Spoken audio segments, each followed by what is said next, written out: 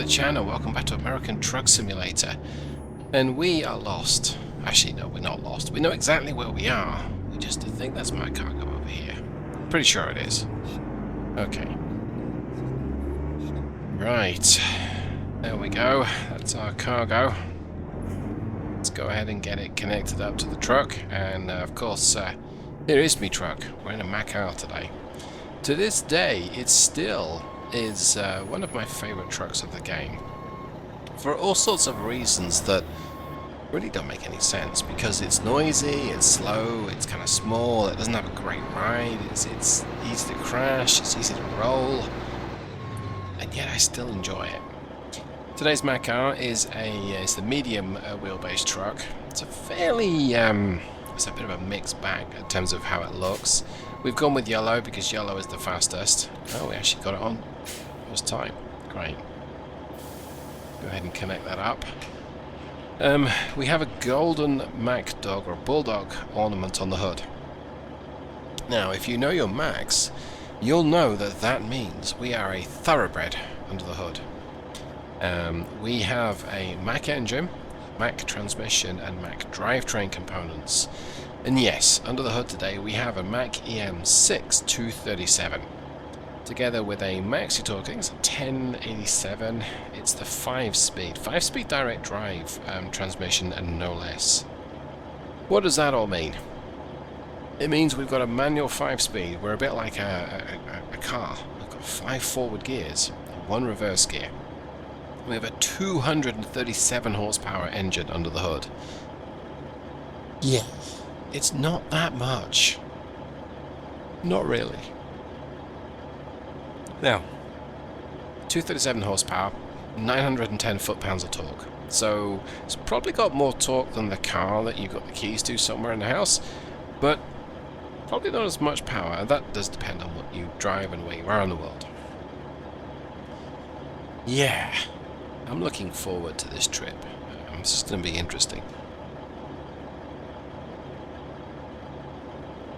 What we're doing today is we have got 25,500 pounds of lumber. I just checked that a few seconds ago.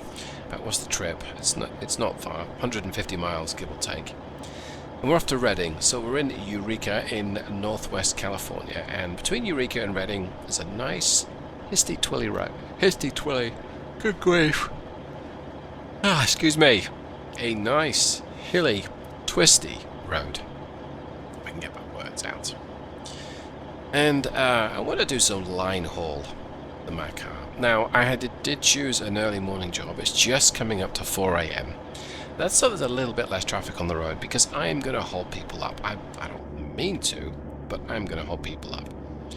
And I'm going to be driving this today as a sequential manual. So every gear change you see is me fiddling the controls as opposed to the shift points. Now, I did write the shift points for this engine, and so you kind of get me doing it either way, but the shift points are in theory a little better. They're more consistent than me doing it myself. Now yes, I've only got 5 gears to play around with, but it's still possible to get this very wrong.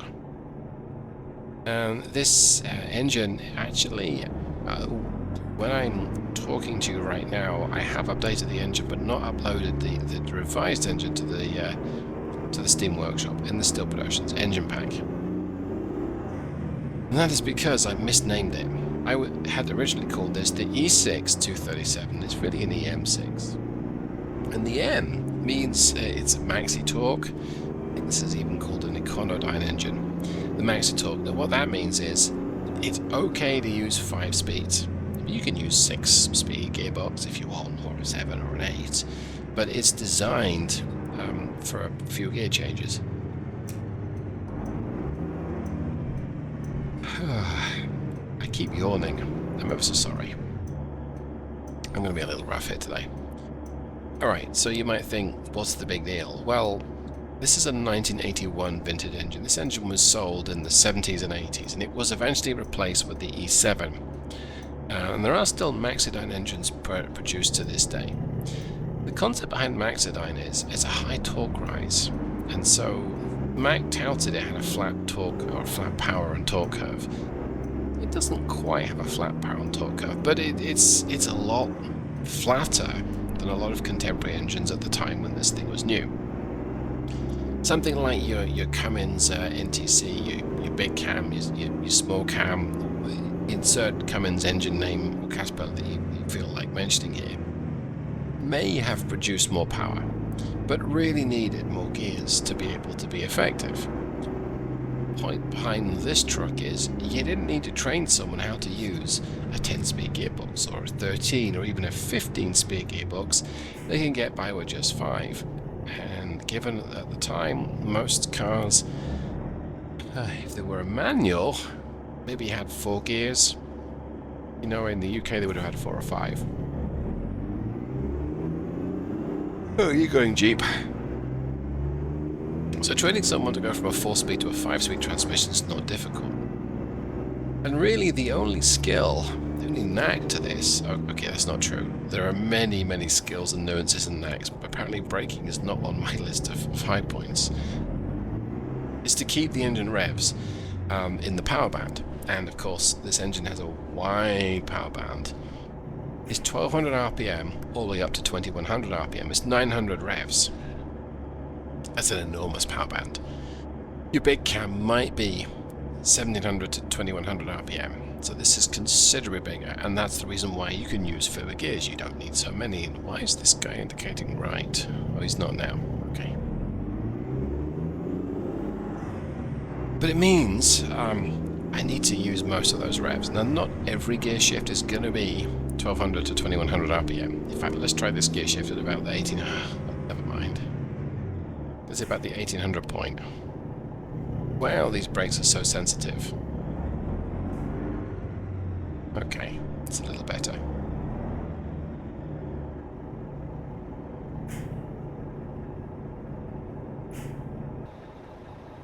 I should probably stop. Now, why am I yawning? I'm not that tired.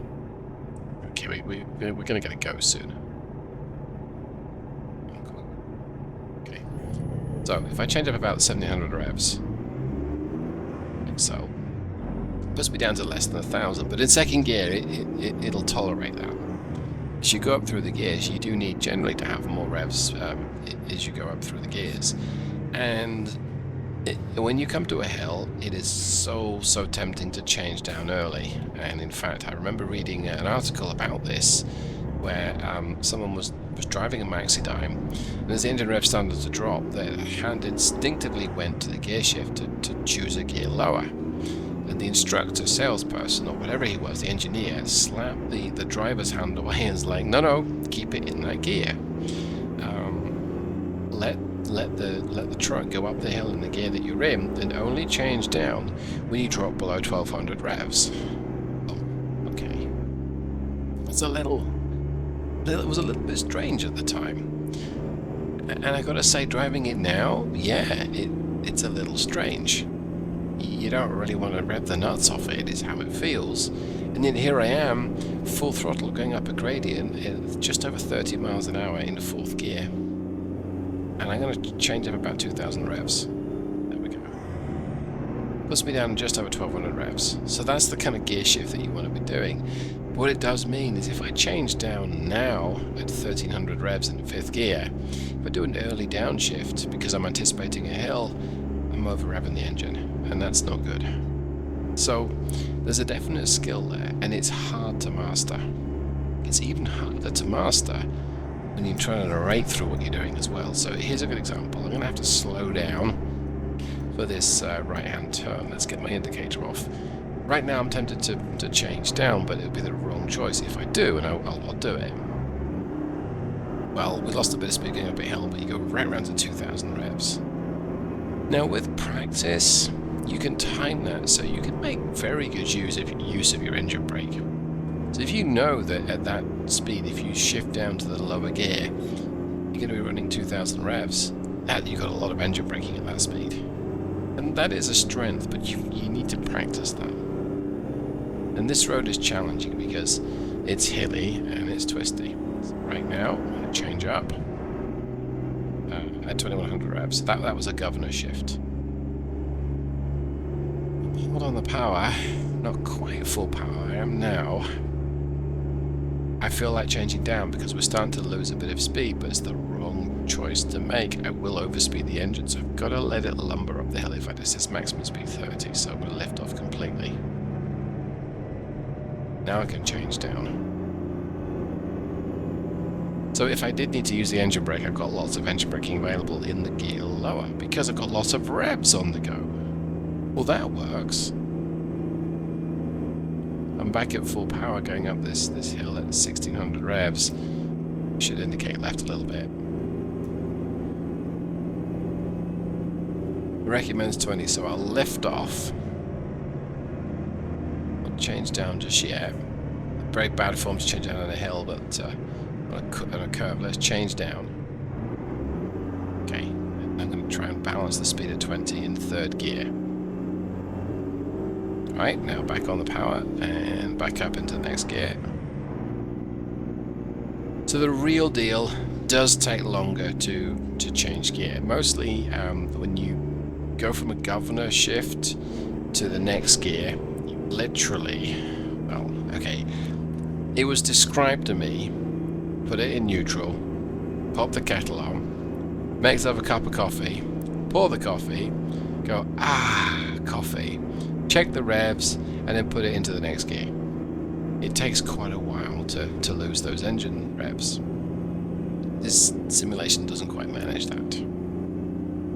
But here we are. I'm full throttle up this gradient. I'm at 35. I'm going to go to the next gear now. Go. And I'm up to 12, down to 1200 revs. So it's possible to drive it. You just need a lot of practice. Now the automated shift option is okay at doing this. Like right now, it might keep me in top gear at 1100 revs. I'm going to keep it where it's at because it will pull at this engine speed. It's not recommended by Mack. Let's get off the power. We're going down a hill now.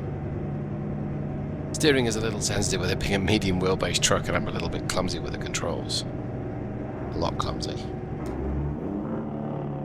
So there I shifted down with the engine brake on, and we did over rev, but we got the speed down pretty quickly, which could be what you want. Not always what you want, but it could be.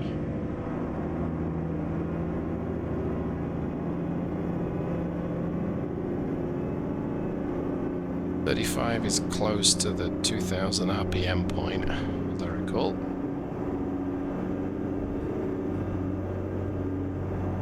1900 and something revs. Let's punch it. There we go. We don't actually gain much speed when I punch the throttle wide open. We don't lose the speed though, so it's not all bad.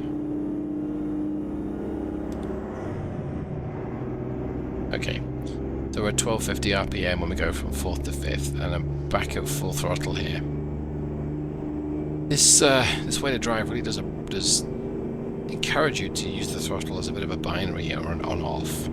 You're either accelerating or you're braking. There's not much in the middle, and yes, the road does encourage that too. If you've got more gears, it's tempting to give it a squeeze more power and then downshift. And that's completely fine. You will use a little less fuel doing this. You'll keep the engine revs a little lower than what the extremes that you tend to run to in the Mack. But it's more hard work.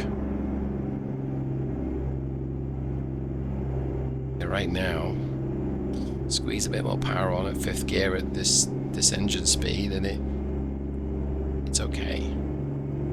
It does make it easy. Is it a good line haul truck? Well, I'm holding up traffic, and that's not really what you want to do. You are going to hold up traffic in a semi, but you don't want to hold up by that much.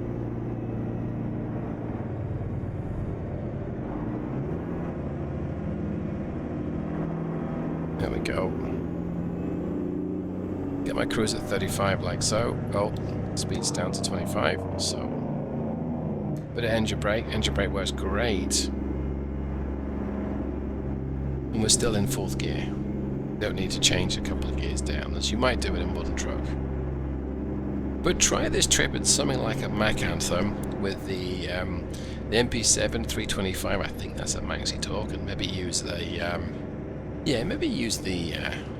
M drive transmission, and you might find that, I mean, it's completely fine. It'll change gear more often than you will here, but it's able to. This is me using cruise control to get my speed up again. Oh.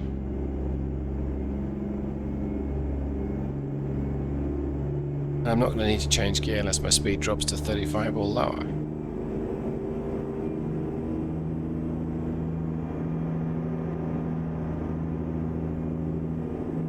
Like I say, I'm not being the smoothest with the controls.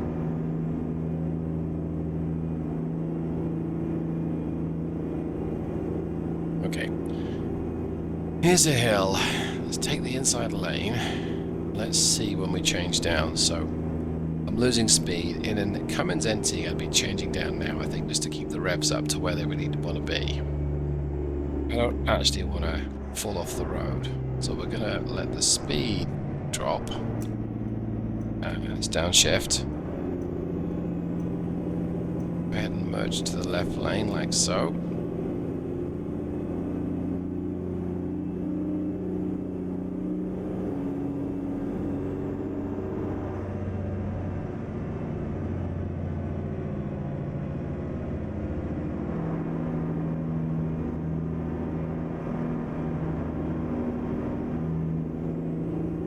So I'm using cruise control here to just adjust my speed between 30 and 35. Keep it at 35 for the time being.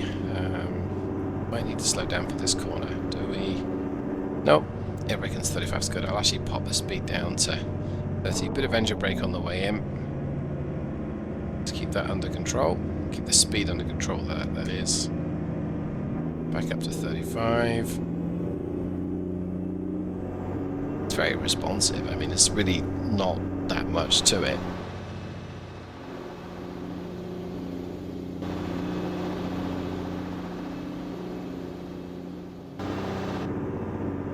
It's easier for me to change gear than it is to keep myself in the right lane.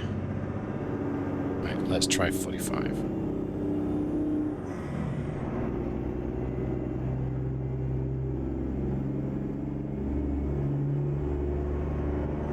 From this view, it's a little harder to drive without my gear shift indicator and my speed, but you can tell from hearing it what it's like. I just can't see right very well. Well, can't see right at all, so let's go back here.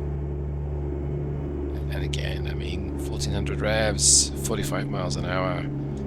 You've got enough in the power band above and enough below that you can absorb the odd hill, and it's completely okay. I'll try getting my speed to 55 here. I don't think we're going to make it, and I wonder what speed this next corner is recommended. I'm going to guess 45. Yeah.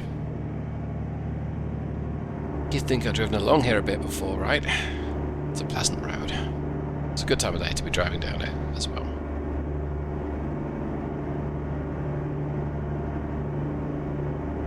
Right, and we've outskirts of Reading, so let's get my speed to 30.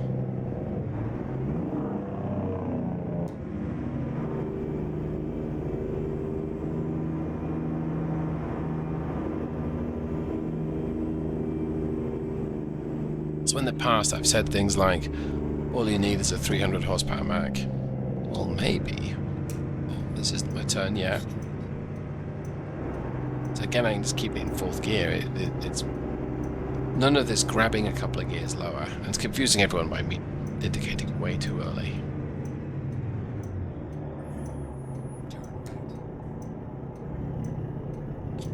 Doesn't like too few revs though. I did not want to move forward in second gear there.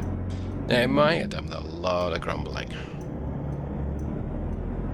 It kind of does. My engine brake's on as well.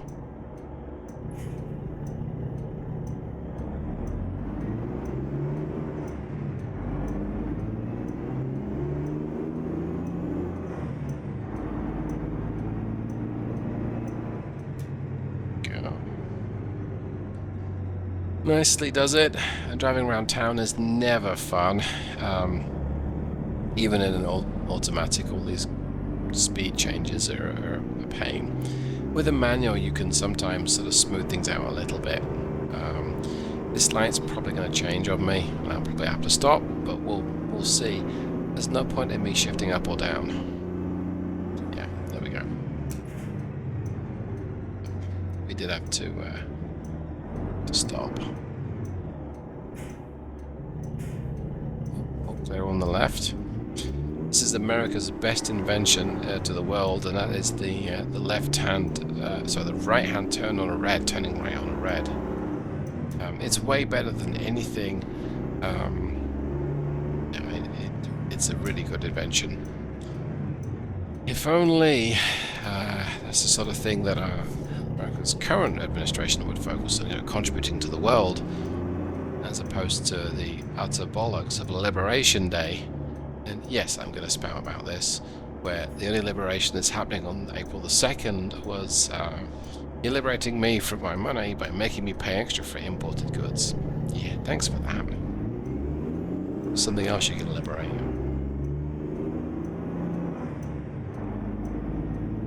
Okay. Go ahead and take the left-hand lane. And we're going to stop again because it's a city, and why would you keep going in a city?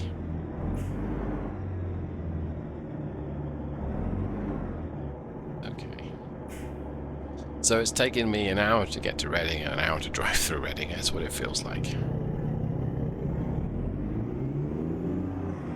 But I will say, is this a suitable machine for line haul? I mean, kind of.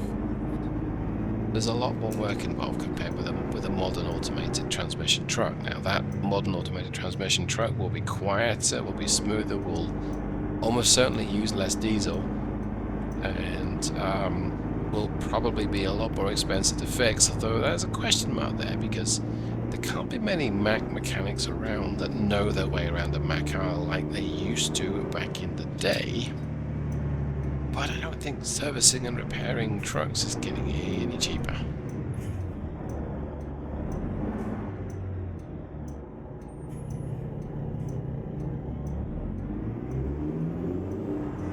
Oh, he turned right on a red there.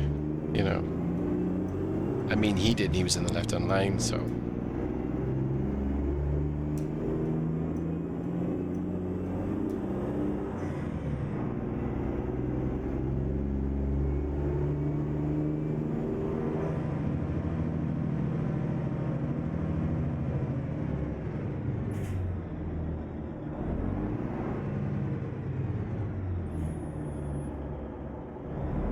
This intersection isn't confusing at all.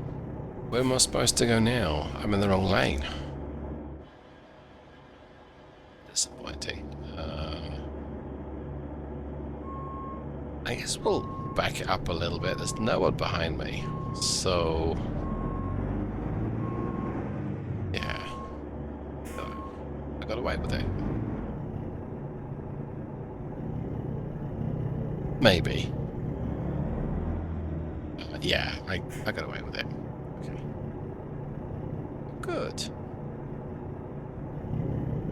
Make sure we don't run over the curb here. I think we're alright. Yep.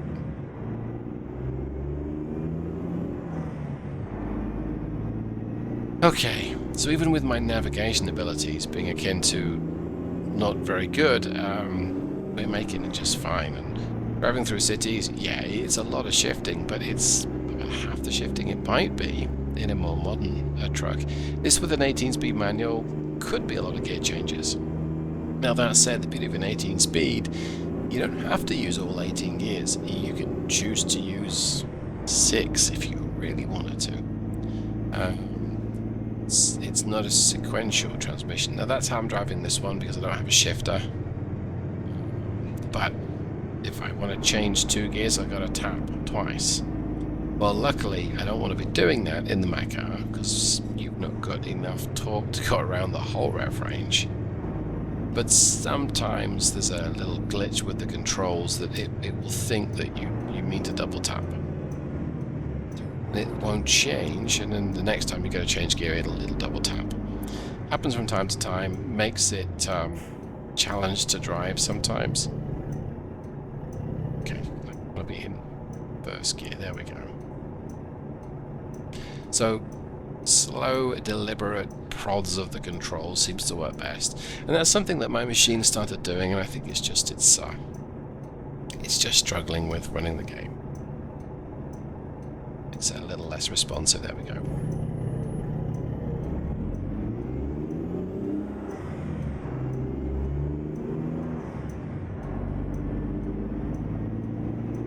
We're almost there.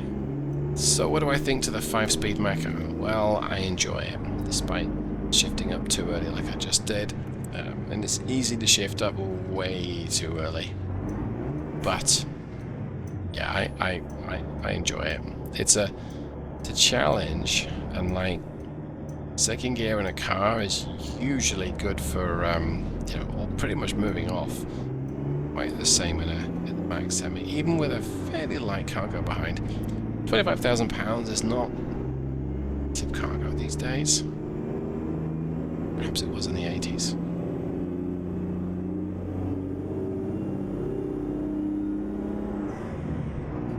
I can see why this would be a lot noisier than a modern truck though.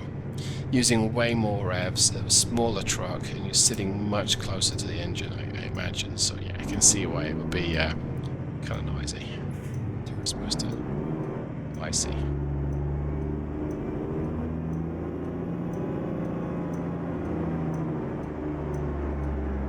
Okay, I'm not going to do the fancy parking here.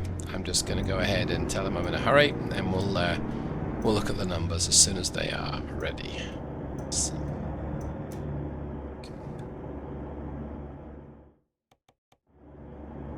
Right, so we covered 228 miles. Did I take a wrong turn?